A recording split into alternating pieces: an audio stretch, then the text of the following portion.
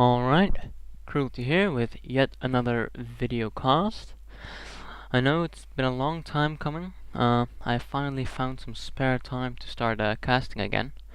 So here we go again. It's gonna be a 1v1 on AmbushPass. We've got Tag Pebble versus Dawkings. Let's get it going. Alright, let's see. We have Tag Pebble playing as the purple Cybran in the north, and we have Dawkings playing as the black UEF in the south. AmbushPass, originally a 2-4 player map, so 2v2 is going to be played on here. Has been used for 1v1 quite a bit as well. As you can see, here are supposedly the other players spawning, and of course it's symmetric, so on the other side they spawn here. AmbushPass as a 1v1 map is quite interesting actually. You can see there's some civilians in the middle there. They are enemy, they have PD, so it's usually an area that's being ignored by both sides unless they want to go and grab the extra mass that can be found there. But as you can see at the starting positions, there's enough mass to go around for the first couple of minutes. As well as on the north side. AmbushPass, you'll see a lot of players going for those side max points. Usually one player controlling one half and the other player controlling the other, and trying to go for flanking attacks on these ramps here on the sides of the plateaus here. Right, we have Pebble as the Cybran going for double factory, it seems. Standard build, reclaiming the trees and the rocks, going for the extra mass boost, get that early advantage in the game. Let's see, Dawkins is probably doing the same, going for those reclaims with his engineers and building a second land factory first, but going for air third it seems. We're gonna see Pebble sneakily just send a hunter first, going around the map into the back of Dawkins' base, is gonna kill this engineer, has managed to suck up the big rock for the extra mass boost, but will be able to take that engineer and prevent him from reclaiming the other rocks.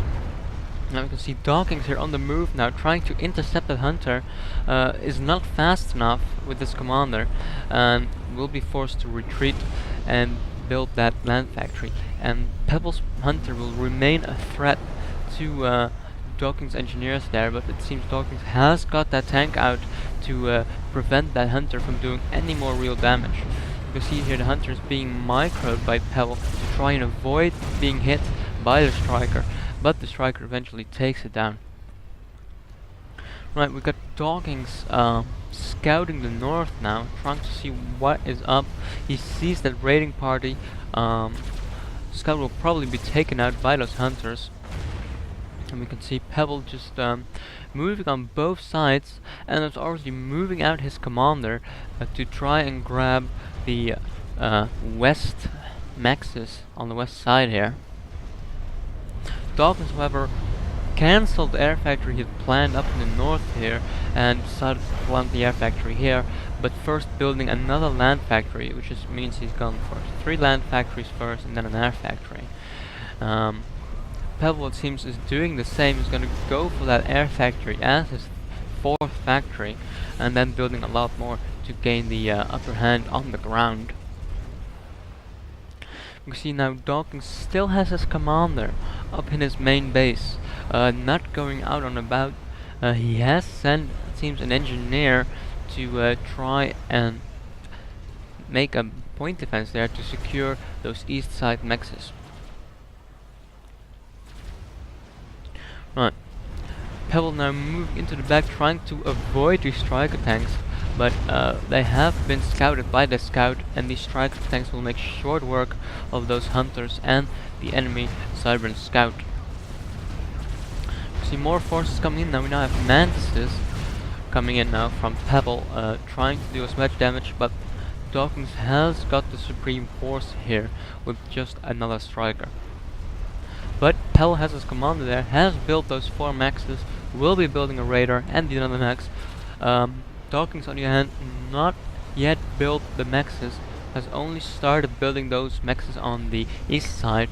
Pebble will be in a economic advantage here, having built those mexes before Dawkings did, and will be able to pump out more generators and more factories to eventually gain a larger army. You can see Pebble's already upgrading a mass extractor to tier 2 here, trying to go for that early mass advantage. He has those engineers on patrol here, sucking up the trees, providing mass for that mass extractor upgrades, and it's finished now. Will have a huge mass advantage to try to build as many factories as he possibly can to overrun Dawkins in the long run. You can see Dawkins, however, moving in with a force from the east though, has managed to kill the engineer trying to build that PD, will damage that Tech 1 mass extractor and scout for other mass extractors. Will probably take down the north one as he builds his own on the east side now. On the west side, however, Pebble is making a push with his commander on the west side, trying to flank Dawkins, but Dawkins already scouted this and has moved his own commander in for the defense. Huge battle going on now. Pebble with the defensive positions here. Dawkins moving in. Pebble just realized the enemy commander is in range and pouring on the damage. Pebble has to retreat here and regroup. He's going to take down the mechs and he's going to try and push to the north there. Dawkins pushing his army a bit too north here. Pebble will be able to take down these tanks with his menaces, where his commander is nowhere to be seen.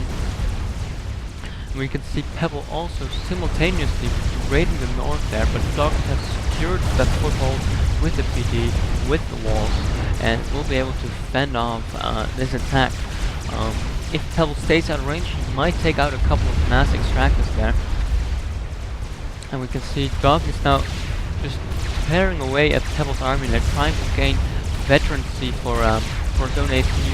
Currently at 5-6 guilds now.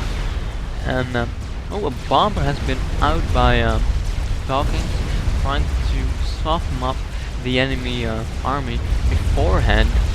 Pebble should be getting interceptors up any minute now, but instead going for a Jester, it seems. Getting the Jester out, being able